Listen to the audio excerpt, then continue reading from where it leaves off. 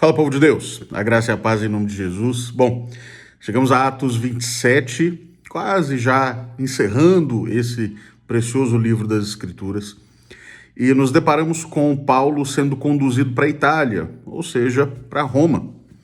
A ideia é que ele fosse apresentado diante de César, como todo o desenrolar da história que até então é contada a nós se previa, né? Era o natural que ele, portanto, fosse encaminhado para a Itália.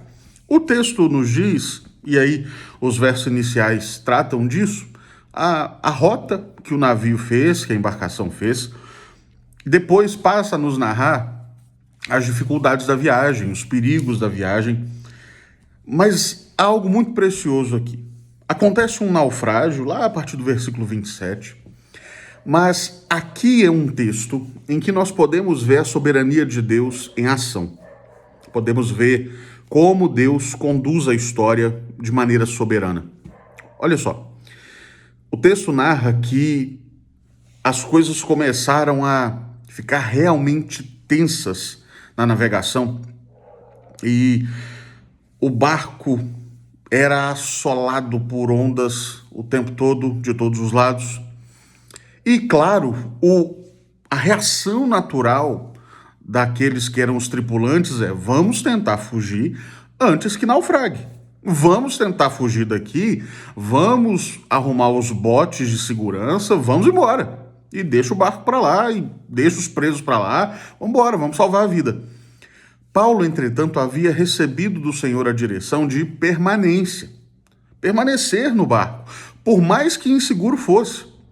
E dada a certeza, olha, quem permanecer no barco vai se salvar, mas só quem permanecer. Humanamente falando, era o mais improvável. Humanamente falando, permanecer no barco era o mais arriscado. Permanecer no barco era o mais desafiador, era o mais improvável de se conseguir salvação. Afinal, o naufrágio era iminente, era real. Mas na sua soberania, Deus conduziu a história de tal maneira que a ordem foi dada, a palavra foi garantida, nenhum dos que estiverem no barco se perderá. Entretanto, que todos permaneçam no barco. Deus está dizendo: vou salvar, vou guardar, vou proteger, mas façam o que eu estou dizendo. Assumam a responsabilidade. O texto, no seu último versículo, nos diz que todos se salvaram em terra. Eu olho para esse texto e eu fico pensando sobre a nossa própria vida. Às vezes, nós queremos nos salvar dos perigos iminentes. Às vezes, nós queremos lançar botes quando vemos um navio naufragando.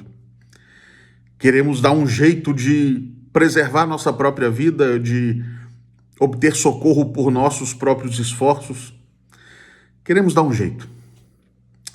E quantas vezes Deus está claramente nos dizendo: meu filho, minha filha, não é hora de lançar botes ao mar. Não é hora de sair. Eu sei, tudo parece dar errado.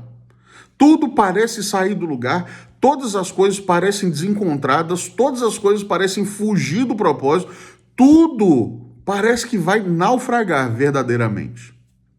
E Deus está dizendo: conserve-se naquilo que eu te mandei, conserve-se com aquilo que eu te dei, conserve-se na missão que eu te comissionei, que eu te enviei, e tudo vai se encaminhar bem. Nada vai se perder, nada vai ser destruído, ou melhor, a sua vida não será destruída, ainda que barcos no caminho sejam. Nós precisamos aprender a entender sabiamente a direção do Senhor para nós.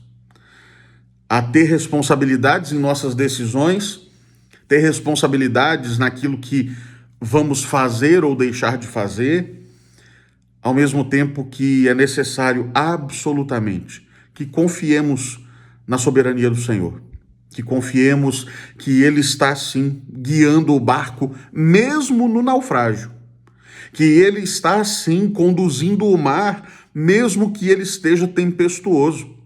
Deus está conduzindo a nossa história. Mesmo que nós não entendamos, mesmo que as coisas estejam dando muito errado sob a nossa perspectiva, Deus está cuidando, Deus está governando, Deus está guardando e, portanto, confiemos de fato no Senhor e o obedeçamos. É muito melhor que o obedeçamos, ainda que a ordem não faça sentido para a nossa pequena mentalidade. Ainda que os desígnios de Deus não façam sentido, os planos de Deus não façam sentido, não fazem sentido para nós, fazem sentido para Ele. E se fazem sentido para Ele, são seguramente os melhores planos, os melhores desígnios, as melhores ordens, os melhores mandamentos. Cabe-nos a responsabilidade de obedecer. Cabe-nos a responsabilidade de confiar nele. Cabe-nos a responsabilidade de, mesmo diante do naufrágio iminente, crer na palavra dele, que afirmou que nenhum se perderia. Que confiemos nisso, confiemos no Senhor para isso em todos os momentos da vida. Diante de grandes decisões que você tenha que tomar, diante de dilemas que você esteja vivendo, diante de lutas interiores ou exteriores pelas quais você esteja passando.